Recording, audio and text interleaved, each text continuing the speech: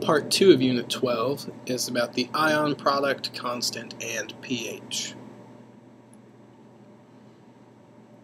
First, let's talk about the autoionization of water. Water is amphoteric or amphiprotic, both words really mean the same thing, that water can act as an acid or a base. In pure water, a few molecules are going to act as bases, and a few molecules are going to act as acids. This is called autoionization. So let's write an equation for that.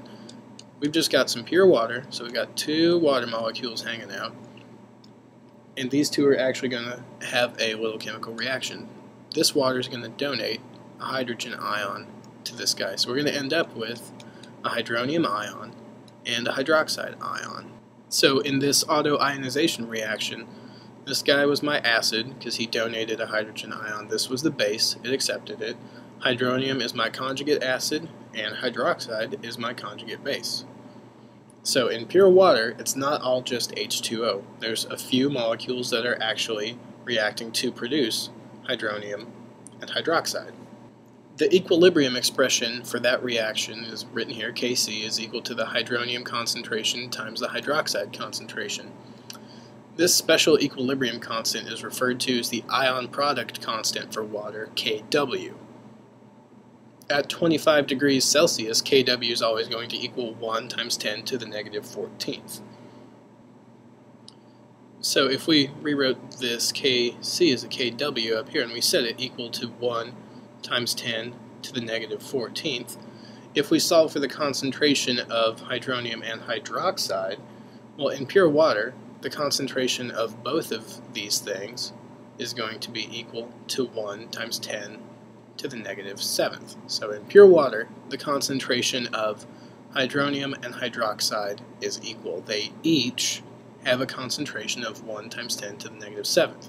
Because when those are multiplied together, that's how we get 1 times 10 to the negative 14th, our ion product constant. An important thing for us to remember here is that in acids, we don't just have hydronium. An acid is going to have a hydronium concentration that is higher than the hydroxide concentration, but the hydroxide is still there. There's just more hydronium than there is hydroxide. There's more molecules that make it acidic than molecules that make it basic. Bases are the opposite. A base is going to have less hydronium and it's going to have more hydroxide. So remember that both acids and bases still have both of these parts, hydronium and hydroxide. An acid is not exclusively hydronium and a base is not exclusively hydroxide. They're both present, but an acid has a higher concentration of hydronium and a base has a higher concentration of hydroxide. Alright, let's talk about pH. It's defined as the negative base 10 logarithm of the concentration of the hydronium ion. So pH is equal to negative log of the H3O plus ion, which is the same thing as the hydrogen ion, which is kind of where pH came from, the negative log of the hydrogen ion, but it's the same thing as the hydronium ion. Well, if we took the pH of pure water, it'd be negative log of 1 times 10 to the negative 7th. Well, and that's going to turn out to actually be 7. So pure water has a pH of 7. Acids have a higher hydronium concentration than water. That means they're going to have a lower exponent up here, like negative 6, negative 5, 4, whatever. So a pH for an acid is going to be below 7. Bases have a lower hydronium concentration than water, which means this negative exponent gets larger, negative 8, 9, 10. So the pH of a base is going to be greater than negative 7. And here's just kind of a general pH chart showing some common things: stomach acid, lemon juice, borax, bleach, and ammonia on the other side. Here's an important thing to remember: the pH scale is a logarithmic scale. So something with a pH of 1 is not twice as strong of an acid as something with a pH of 2. It's 10 times stronger. That's the decimal place being moved one spot. So just don't think that 1 is twice as strong of an acid as 2. It's actually 10 times stronger, and that goes all the way on down the chart here. You don't always just see pH. Anytime you see P something, that means take the negative base 10 log of that quantity. So POH is negative log of the hydroxide concentration. pKw is negative log of Kw, the ion product constant. And how we can come up with that is, let's say that we've got the equation for the ion product constant. Hydronium concentration times the hydroxide concentration is equal to Kw, which is 1 times 10 to the negative 14th. Well, if we took the negative log of everything, so the pH, the hydronium ion concentration, negative log of H3O plus,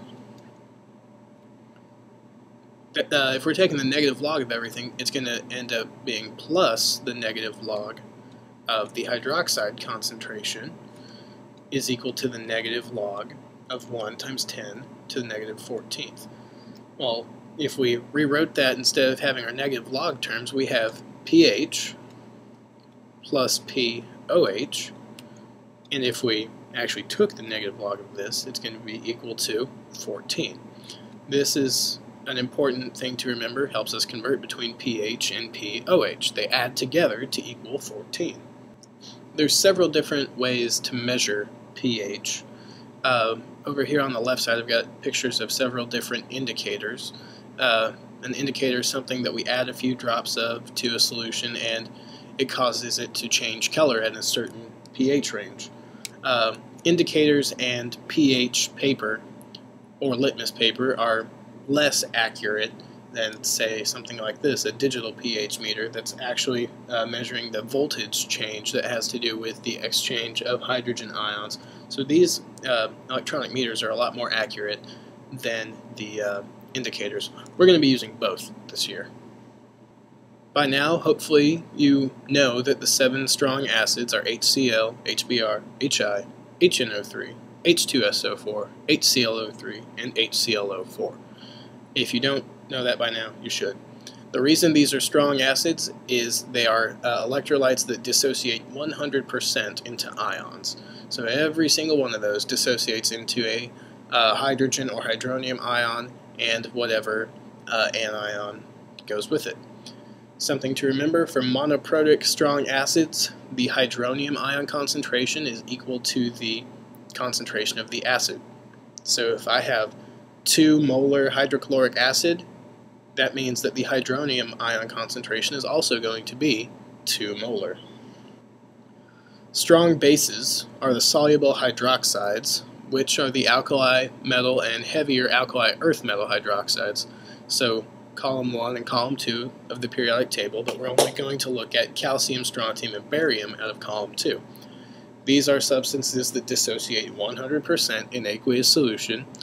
And remember, these make a lowercase b on the periodic table. So all of the alkali metals and then 3 of the alkali earth metals makes kind of the outline of a lowercase b on the periodic table. Those metals with hydroxide are the strong bases. Your question for this section: the hydronium concentration of a weak acid is 3.5 times 10 to the negative 9th molar. What is the pOH of that solution?